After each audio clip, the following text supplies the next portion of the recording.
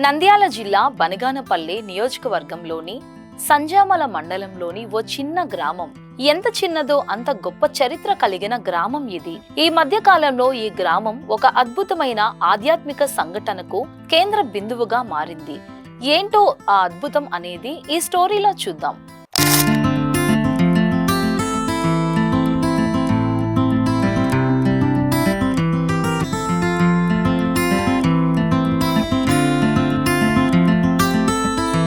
ఒక సామాన్య కుటుంబం తాము నివసిస్తున్న ఇంట్లో అనుకోకుండా ఎదురైన అనుభవాలు. కొన్నేళ్లుగా అదే ఇంట్లో నివసిస్తున్న యజమానికి ఎన్నో అనారోగ్య సమస్యలు, కుటుంబ కలహాలు, శాంతి లేని జీవితం. కానీ సమస్యల గుళికను పరిష్కరించాలన్న ఆశతో ఆ ఇంట్లో పూజలు ప్రారంభించారు. ఆ పూజల్లో ఉపయోగించిన కొబ్బరికాయలు సంవత్సరాల తరబడి కూడా కుళ్లకుండా ఉండడం ఒక్కసారిగా వారి దృష్టిని ఒక అనుమానానికి దారితీసింది.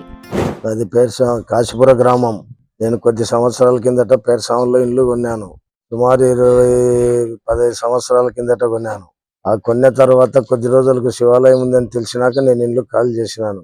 ఈ ఇల్లు నాకు వద్దు, గవర్నమెంట్కే కావాలా, ఏ పొద్దుటికైనా కానీ కూడా దీంట్లో శివాలయం ఉందని తెలిసి నేను ఇల్లు ఖాళీ చేసినాక దీని పూజ పునస్కారాలు చేయాలని చెప్పి మేము ఇల్లు తీసినాం. దేవాదాయ శాఖ వాళ్లకు, అధికారులకు అందరికీ తెలియపరిచినాం. వాళ్ళు దీని మీద ఏం చర్య తీసుకోలేదు. నేనే తీసినాను.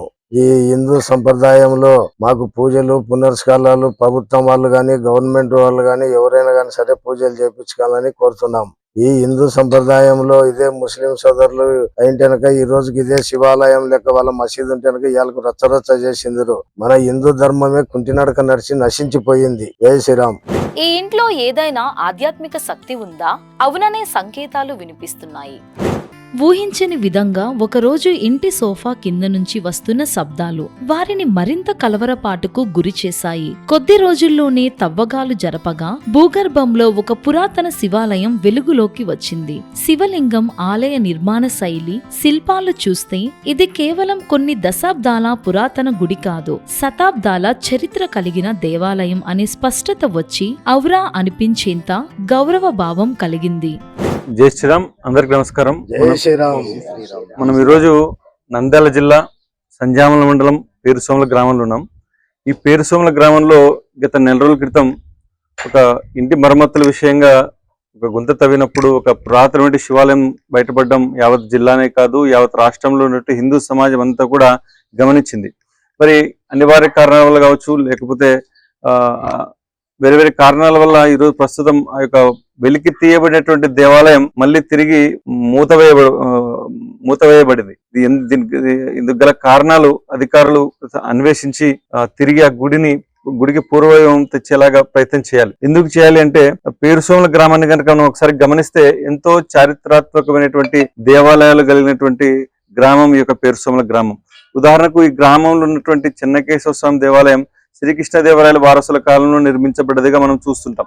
ఎందుకంటే ఈ చెన్నకేశవ స్వామి యొక్క గుడి యొక్క నిర్మాణం అంతా కూడా హరిహర బుక్కరాయలు, ఆ యాగంటి, తర్వాత ఈ మార్కాపురం ఉన్నటువంటి చెన్నకేశవ స్వామి కావచ్చు, ఇలాంటి ఒక చారిత్రాత్మక దేవాలయాల జాబితాలో పేరుసోమల ఉన్నటువంటి చెన్నకేశవ స్వామి దేవాలయం కూడా ఒక మంచి దేవాలయం, ఒక శిల్ప సంపద గల దేవాలయంగా మనం చూస్తాం.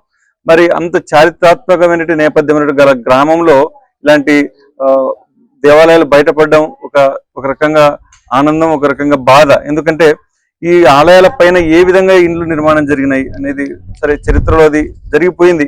కనీసం బయటపడినటువంటి దేవాలయాల్ని వెలికి తీసి దాని కింద ఉన్నటువంటి చారిత్రక సంపద అంతా కూడా సమాజానికి చూపించాల్సిన అవసరం ఎంతైనా ఉంది.